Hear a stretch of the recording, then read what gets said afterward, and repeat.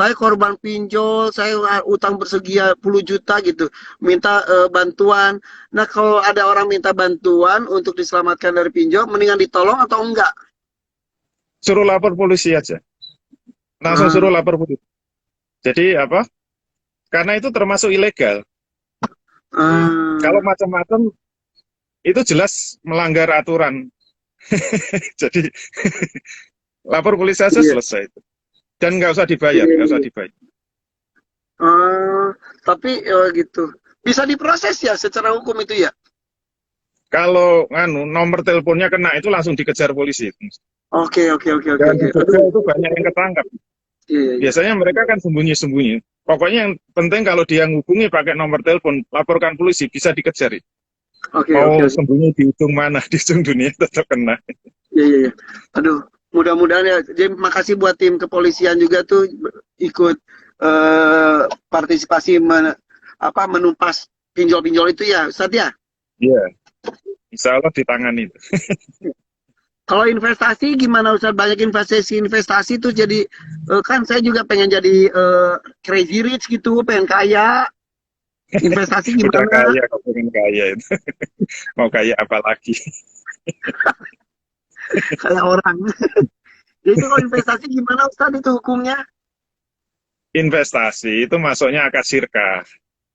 Nah, selama ini Nah, investasi-investasi yang berkembang itu model-model kapitalis. Itu kan, itu sebenarnya bukan investasi, itu jual beli. Jadi harus dibedakan antara jual beli dengan investasi. Kalau investasi dalam Islam itu harus masuk akad sirkah. Sirkah itu adalah peleburan orang. Jadi kalau mau investasi itu harus ketemu orangnya, berakad dengan orangnya. Dan kita harus tahu oh, persis orangnya. Orangnya itu kredibel atau tidak, orangnya amanah atau tidak gitu loh. Tidak boleh Ustadz, asal tapi kan seperti, karena mohon maaf ya, main kan zamannya saham, zaman beli-beli. modern. Zaman modern Iya, kok ketemu-ketemu orang gitu buang waktu, Ustadz. iya. Lah mau syari apa enggak gitu loh. Iya, iya, iya, Mau iya, iya, sukses iya. aja. Iya, iya. Lah cepet kaya masuk neraka Oh, gitu. enggak apa. Nggak mau lah. Jadi ntar dulu, maksud untuk ketemu orang itu sebatas harus ketemu atau cukup dengan mengenal siapa dia, walaupun nggak ketemu. Dalam akad itu memang ketemu secara fisik nggak harus. Lewat kayak gini itu sudah boleh. Lewat Zoom, sekarang ada Zoom. Atau perwakilan Oke. juga boleh. Tapi akad itu adalah, kalau definisi syariahnya kan irtibatu ijabin bikobulin ala wajhi masruin yazaru asroru Ya, fi makali. Jadi ikat iya, itu iya, iya. harus ada ijab dan kobul. Ada yang nawarkan, ada yang menerima gitu loh. Kayak Hmm, akad hmm, nikah. Akad nikah itu kan sangat ketat. Dan sebenarnya semua akad itu harus seperti akad nikah. Walaupun boleh hmm. diwakilkan. Boleh lewat media-media. Boleh lewat tulisan juga boleh. Tetapi jangan, Islam itu memang mudah, tapi jangan menyepelekan, memudah-mudahkan, itu nggak boleh.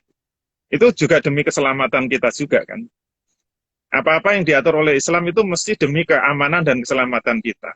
Buktinya kalau kita ngawur, nggak sesuai syariat, dalam muamalah itu kemungkinannya cuma dua. Kalau tidak menzolimi, ya dizolimi. Gitu. Kalau ada yang melanggar hukum syariat, kok ada merasa senang, kaya raya, itu mesti di atas penderitaan orang lain. Ya, Menghilang lagi ya. menghilang kayaknya Mas Irfannya hilang sinyal kayaknya Ustadz. Sebentar, saya coba add lagi Mas Irfan masuk ke sini. Tadi nah Karena ini. di mobil. Iya, karena di mobil betul. Mudah-mudahan Saya bisa di lapangan terkuda ini. lagi. Bukan berkuda, ini lapangan panahan. Sedang dicoba untuk bisa join lagi. Sama-sama lagi di lapangan terbuka ya Ustadz di lapangan terbuka, Mas Irfan lagi di jalan. Oke, tadi banyak banget ini pertanyaan yang masuk ke sini. Mungkin nggak bisa diinikan satu persatu ya, nanti insya Allah kalau ini akan kita jawab di luar dari forum ini. Sebentar, saya coba lagi cek Mas Irfannya apakah bisa join lagi. Kayaknya kok sulit nih. Nah tadi kan ada tiga pertanyaan ya dari Mas Irfan. Pertama tadi sudah dijawab soal investasi. unable to join nih tulisannya. Sambil cek. Kemudian yang kedua tadi tentang pinjaman online ya, investasi pinjaman online. Pinjol. Sudah, sebentar. Pinjol sudah, dan yang ketiga tadi oke. Sebentar, saya dapat informasi. Irfan sudah bisa masuk. Sebentar ya, teman-teman.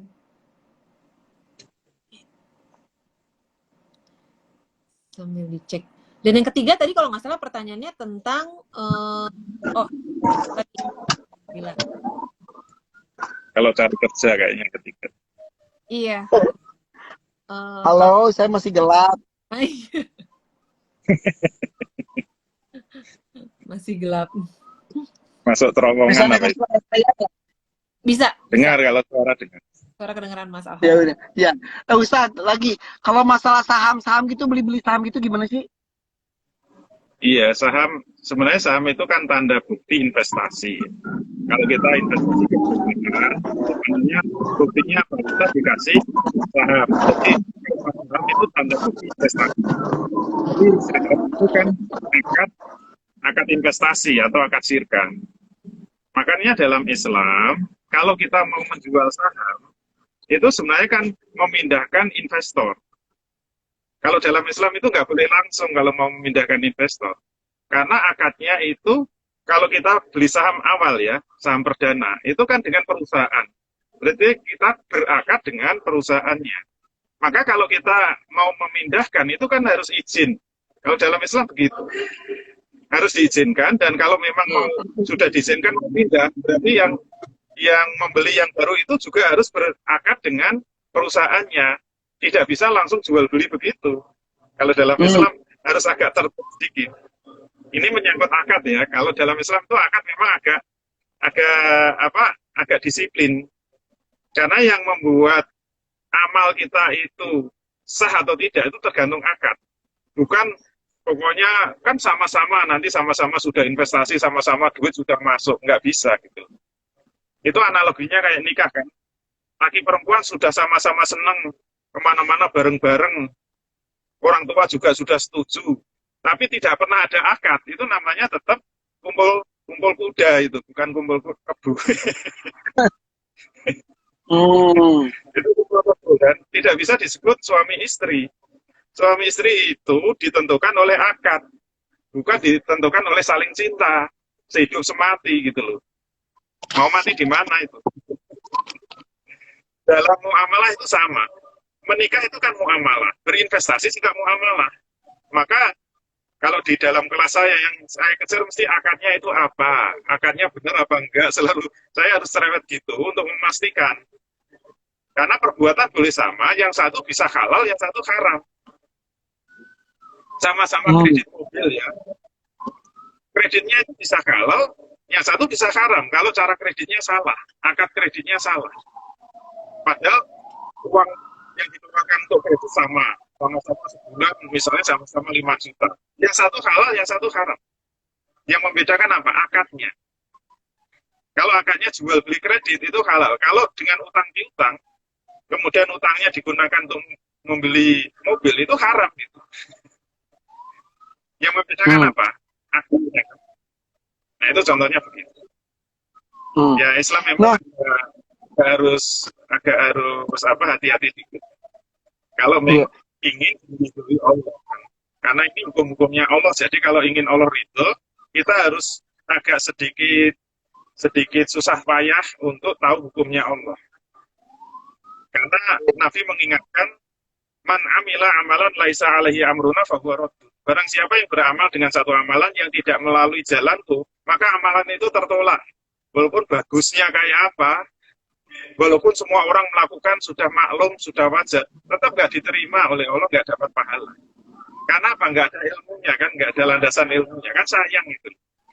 Apalagi hidup kita itu habis seharian untuk muamalah, tapi akad-akadnya nggak pernah dipelajari yang sah menurut Islam apa. Ini sayang kan, kita ibadah aja paling berapa menit sehari, habis waktu untuk bisnis. Nah itu pentingnya kita ya harus meluangkan waktu untuk belajar muamalah. Ya, intinya begitu ya. Allah. Ustaz, Kalau jual beli boleh nyicil nggak sih? Apa harus cash semua? Nah, yang penting akadnya dulu. Hmm. Yang namanya jual beli itu bisa cash. Cash itu barang di depan, uang di depan. Itu namanya jual beli cash. Hmm. Kemungkinan kedua, barangnya di depan, uangnya dicicil di belakang. Itu namanya jual beli kredit. Itu juga boleh. Kemungkinan ketiga kebalikan. Barangnya di belakang, uangnya di depan. Nah, itu namanya jual beli pesanan. Jual beli salam. Yang nggak boleh itu sama-sama di belakang. Barangnya di belakang, Hmm. bayarnya di belakang. Itu haram hukumnya. Jadi harus salah satu di belakang itu boleh.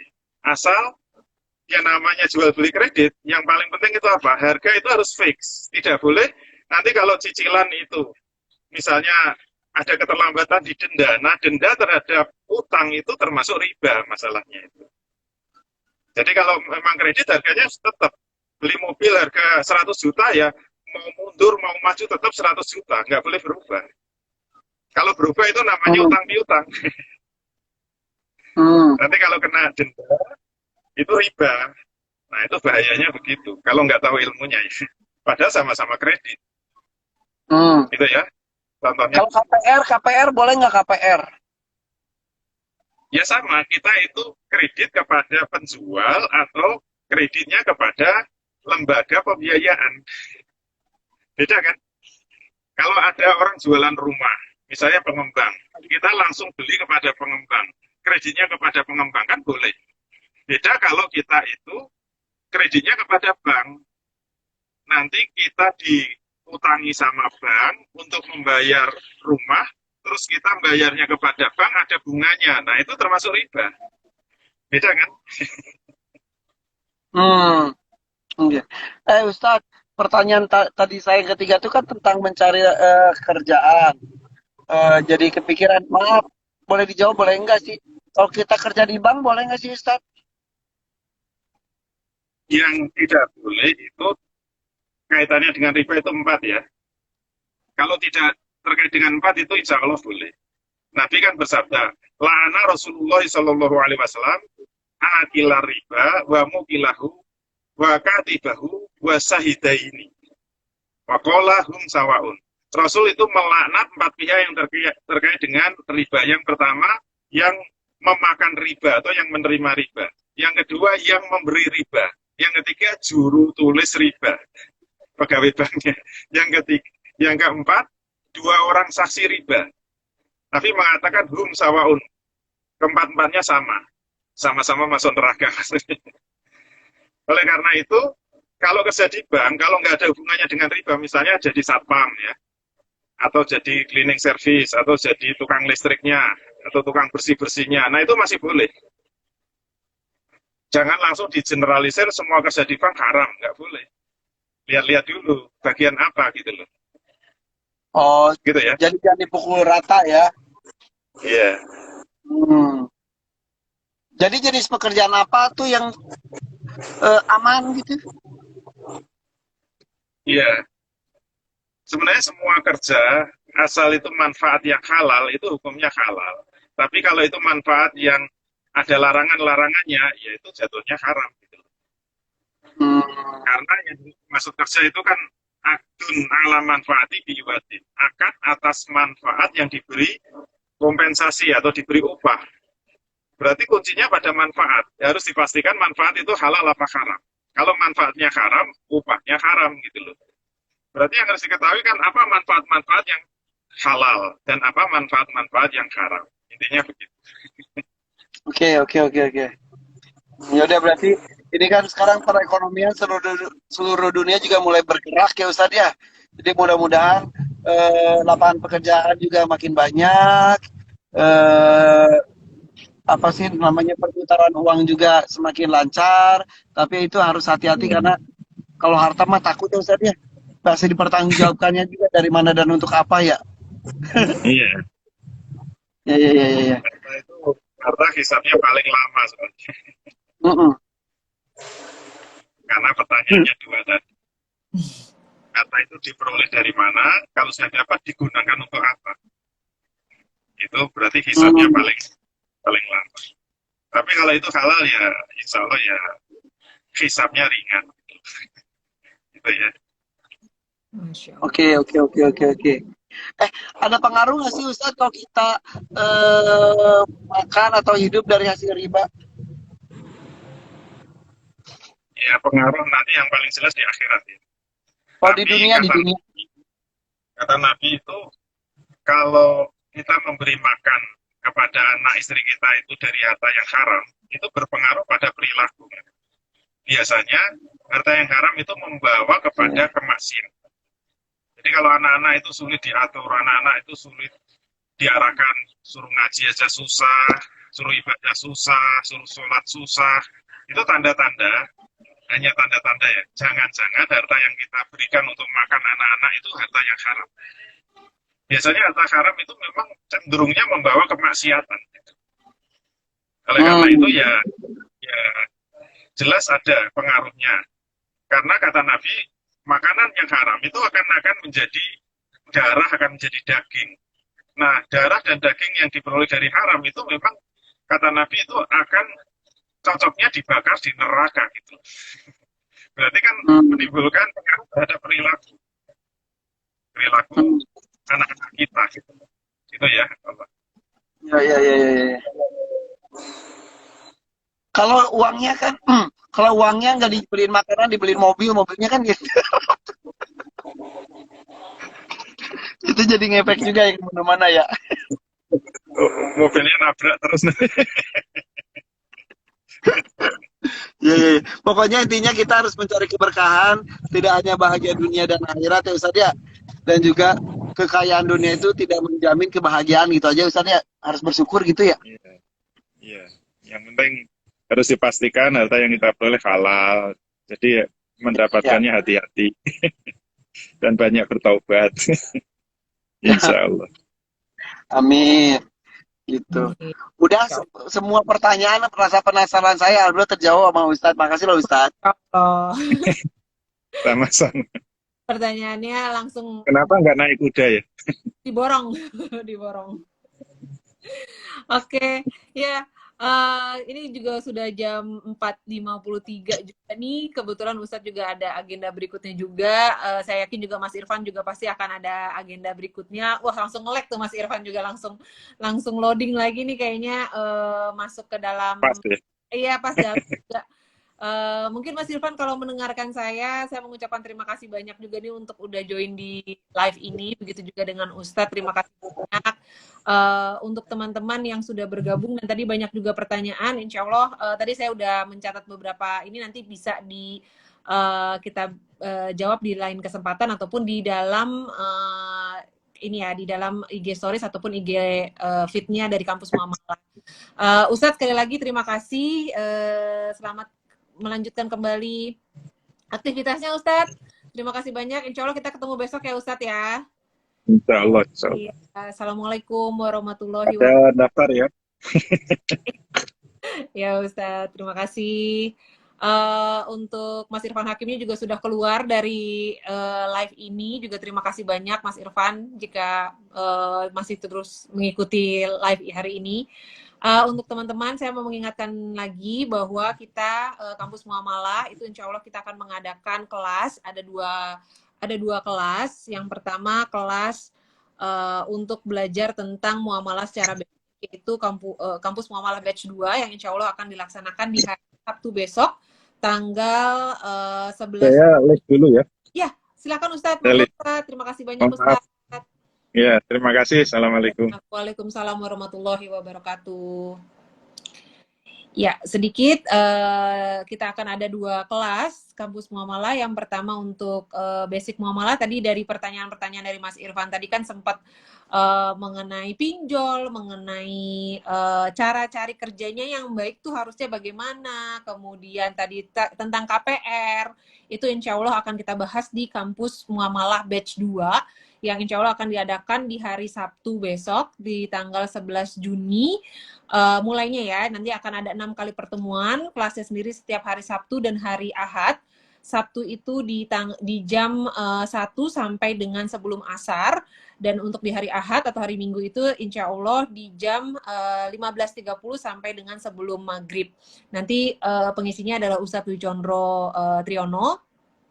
Kemudian kita ada satu kelas lagi yaitu pendalaman syirkah. Ini untuk teman-teman yang sudah mengikuti kampus muamalah batch 1 ataupun sudah mempunyai dasar mengenai ilmu muamalah dari kajian manapun. Itu boleh bergabung di situ. Akan membahas lebih lanjut tentang syirkah seperti organisasi syirkah itu seperti apa, kemudian PNL-nya itu seperti apa, neraca dan sebagainya. Dan itu insya Allah nanti akan dimulai di hari Jumat besok. Tanggal 10 Juni jam 1 sampai dengan sebelum asar.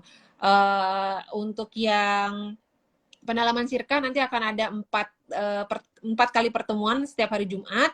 Sementara untuk tadi yang batch 2 itu akan ada 6 kali pertemuan insya Allah gitu.